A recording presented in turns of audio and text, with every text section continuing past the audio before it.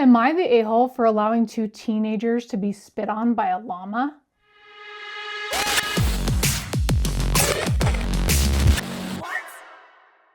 Hi, I'm your host Rachel and welcome to Snacks and Scandals. Today is National Zoo Lovers Day, and in honor of National Zoo Day, we are going to have a theme of zoos. And to go along with our theme, we have Mother's Animal Circus crackers. Not necessarily a zoo, but you go and watch animals for entertainment. So we have the traditional Mother's cookies, and then we also have Reese's animal crackers / cookies.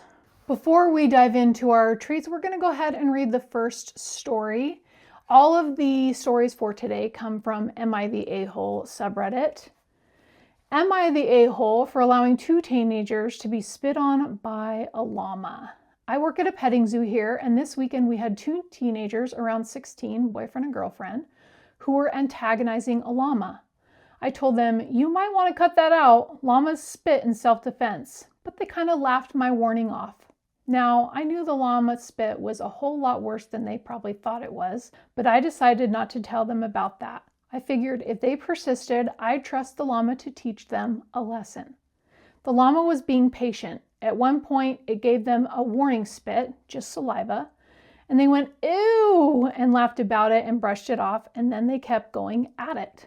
Finally, the llama had enough and unleashed its green defensive spit that llamas are known for.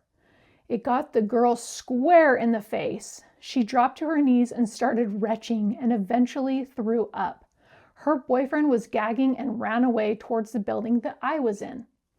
To make things worse for them, I didn't even let them come in to wash up in the petting zoo's only bathroom. It was a slow day, so I just locked the doors. I told them I didn't want that smell inside and made them leave the farm without washing up.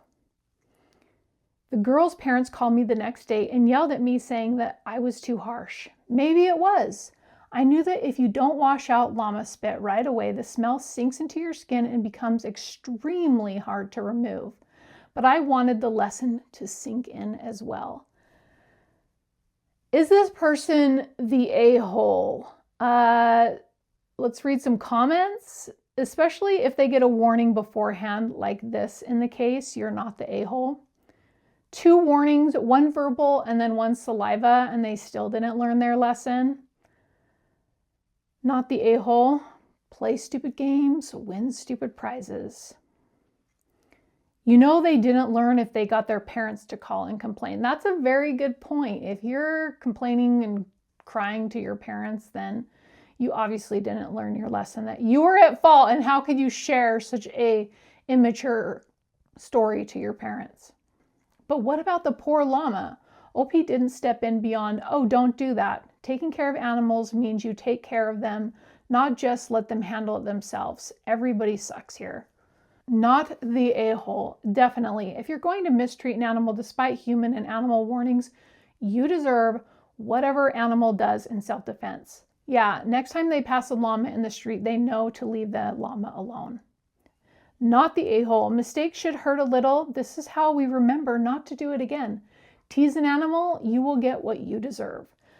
My overall opinion is that the OP is not the a-hole. However, he does suck because he did lock them out of the bathroom, and that was pretty cruel, as if getting spit on by the llama wasn't bad enough.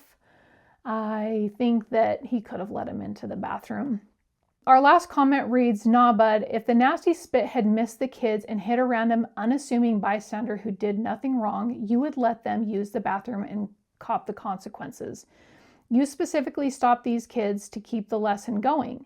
That's just a dick move. If it's as bad as you say, now their house and whatever mode of transport they take to get home stinks too. You may have just traumatized some poor innocent bus driver. Ooh, that could be true. Maybe they did take public transit or an Uber or a Lyft. So that person says everybody sucks here. And with that, let's dive into our animal crackers. We'll try the Reese's animal crackers first.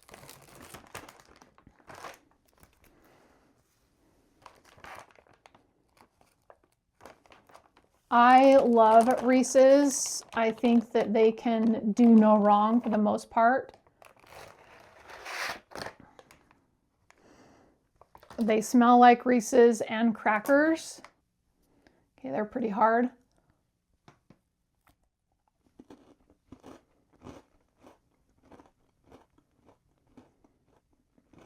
They have plenty of peanut butter on them, and the chocolate is just the right amount. They're pretty crunchy, but overall, I think that they taste good. Now that we've tried our Reese's animal crackers, let's open up the most delicious Mother's cookies. I love the packaging. There's no high fructose corn syrup. The opening is pretty easy, but I don't know what it is with packaging lately. They're doing the tear off a little bit too high. There we go. It's a lot higher. You still have to peel it open. But the original Circus animal cookies. There's a look at the inside. And on the back, there's a QR code for recipes.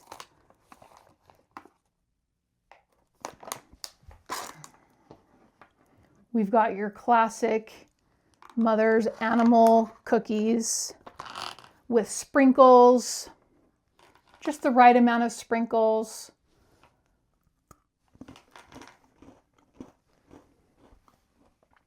These are not as crunchy as the Reese's animal crackers, but they are just the right amount of crunch. And they have just the right amount of frosting. Can you tell what the animal crackers are? This one, I don't know what this one looks like, maybe a bear, but it's divine.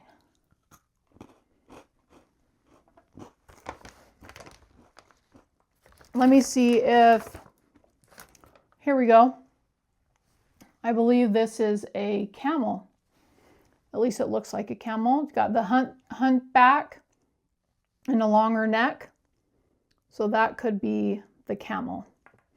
Let's dive into our second story. Am I the a-hole for refusing to clean the otter habit in our zoo every day for a pregnant coworker?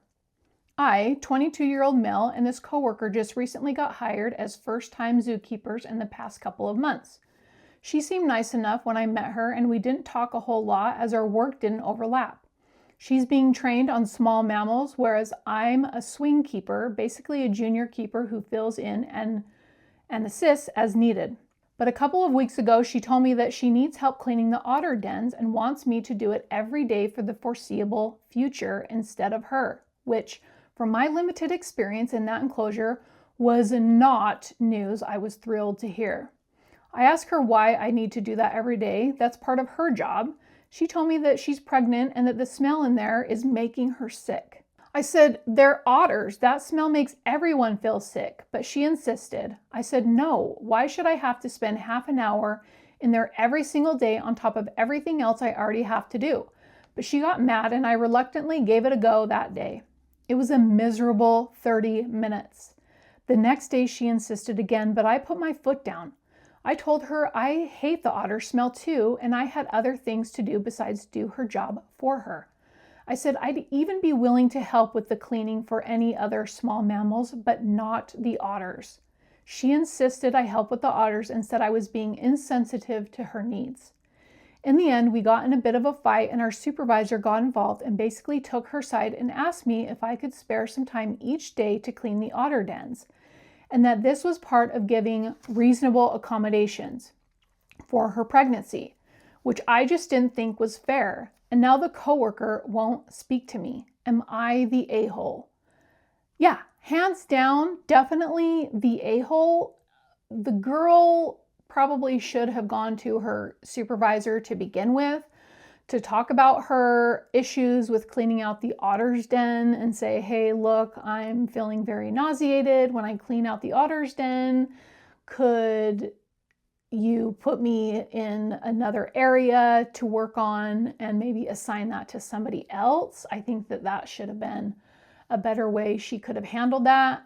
And even the guy, I mean, it's not his responsibility, but he could have also brought it up to the boss. So some comments read, LOL, I used to work with big cats at a large zoo. This reminds me of the days of awkward all-hands meetings where all the zookeepers would awkwardly stay close to others in their own department because they were the only people they could stand the smell of. Oh my gosh. About 6 of us big cat keepers would sit at a table together.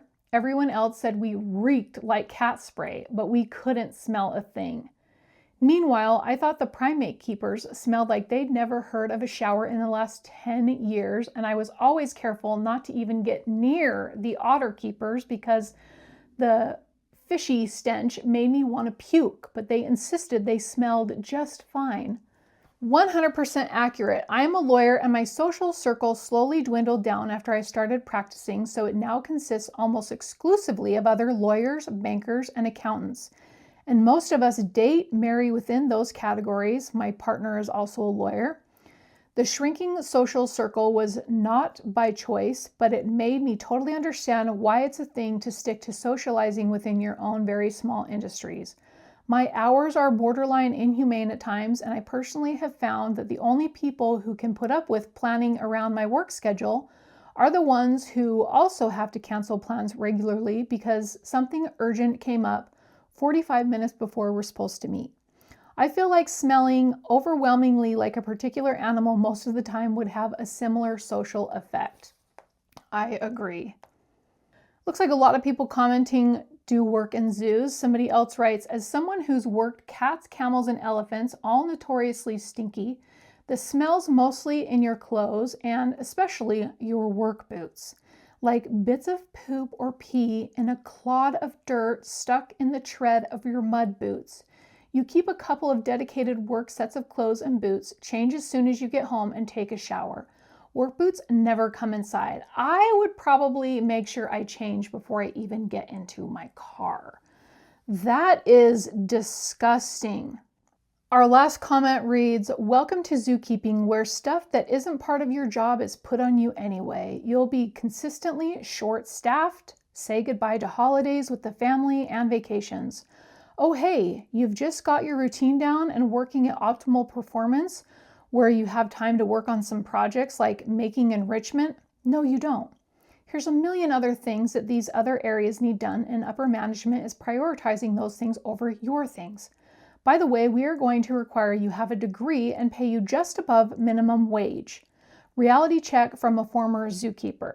The situation you're in now is a common one, and if none of the above sounds fun, then find a new career. Also, don't forget to factor in the physical and emotional fatigue you're going to experience. Compassion fatigue is real, my friends, and it sucks.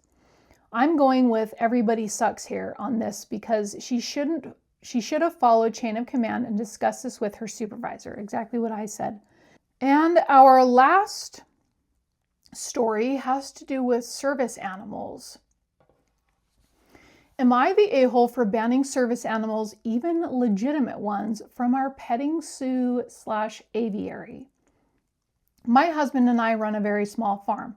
12 pigs, 3 turkeys, a couple of goats. It started out as a hobby, believe it or not. My husband wanted to care for animals on our large property, and eventually we got this far. We don't work on the farm. Our employment is elsewhere, so we technically don't run a farm business. My husband started a very small aviary as well with 12 or so birds on our property. We've become sort of a local curiosity, so much so that a few times a year we open to the public and allow our neighbors from near and far to visit, meet the animals, take photos, and pet some of them, etc. I think the busiest we've been has been 20 or so concurrent patrons. It's all free, but we do take donations, a pay-what-you-can approach in exchange for food on premises. Last week in Canada was Family Day, one of the few days a year we allow people to come by. This is also the first time we've had service animals on our property. We ask these people to leave because we worry about the service dogs injuring the animals. We had one growling at a turkey when we intervened and asked them to leave. It wasn't one of those fake service animals, it was a real one. However, we have to consider the animal's interests first. This happened twice that day. Are we the a-holes for doing this though? We're providing a free service to the public, a nice outing for any family with kids to get shots of their kids petting a goat or what have you. No one has the right to be here, and we can eject people from our property for any reason. But I'm not asking if we're legally okay because we are. I want to know if we are the a-holes. I don't know the rules in Canada, but maybe they're somewhat similar to service animals in the US where I am located. This one's kind of a tough one because at first I thought, well, maybe slightly, but then after reading some of the comments and informing myself of what the rules are, I would say not the a-holes, and that was the overall vote for this one, was not the a-hole, because these people are protecting their service animal, and if there's a service animal growling at turkeys or any of the other animals, then that's a problem. And I guess it's possible for even a well-trained service animal to growl at other animals. So some people write, yes, there's always a possibility that for whatever reason the dog is tired or stressed, that it may react to something it feels is threatening to its person, especially if it's a PTSD service dog. You can always ask the dog to leave if it's reactive to your animals. Now that's a really good point. Because what if animals can be unpredictable, right? Especially at a zoo, a petting zoo, and birds. And if there's animals around, that's going to make them even more unpredictable.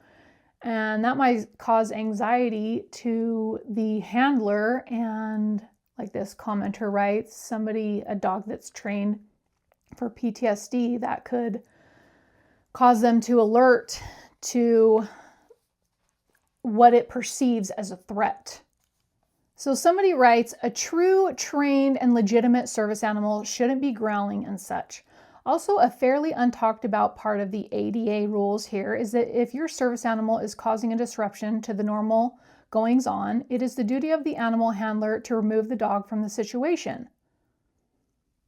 Here in the US, there is also a distinction between support animal, therapy animal, and service animal, with different levels of access allowed or required by each.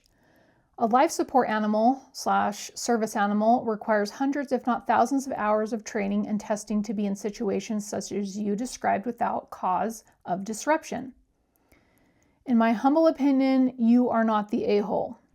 So a commenter responded to that comment and said there's no set standard for training a service animal. And that's true. There's no set standard by the ADA for a service animal or licensing or certification. The only standard is that it has to be trained to do a specific task. You can't say that service animals, even properly trained ones, would not act aggressively in a situation like a petting zoo. And this is exactly why the US ADA has exemptions for zoos. So I read that comment and I wanted to look more into it. So we're going to cover that.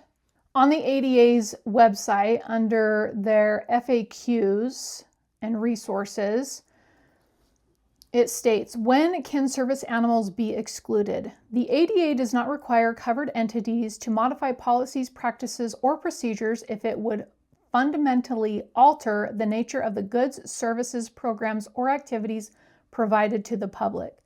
Nor does it overrule legitimate safety requirements. If admitting service animals would fundamentally alter the nature of the service or program, service animals may be prohibited. In addition, if a particular service animal is out of control and the handler does not take effective action to control it, or if it is not housebroken, that animal may be excluded. So their other question, that was question 25. Under exclusion of service animals. And then question 26, when might a service dog's presence fundamentally alter the nature of a service or program provided to the public? In most settings, the presence of a service animal will not result in a fundamental alteration. However, there are some exceptions. For example, at a boarding school, service animals could be restricted from a specific area of a dormitory reserved specifically for students with allergies to dog dander. At a zoo, service animals can be restricted from areas where the animals on display are the natural prey or natural predators of dogs, where the presence of a dog would be disruptive, causing the displayed animals to behave aggressively or become agitated. They cannot be restricted from other areas of the zoo. So that's pretty interesting, at least in the US. If service animals are around prey or predators to themselves, then they can be restricted from that area, but not other areas of the zoo.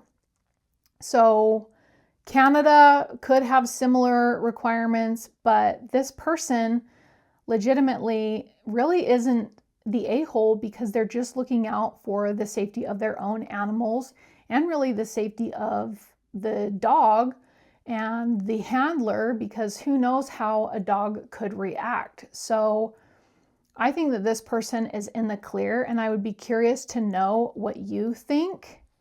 I'd also like to hear your opinion on the other Reddit stories. And with our final story, we'll give an overall rating of our Reese's animal crackers and our mother's circus animal cookies. Now, it may be obvious because I left the Reese's one on the table, only partially eaten, and probably ate about 3 of the mother's animal cookies.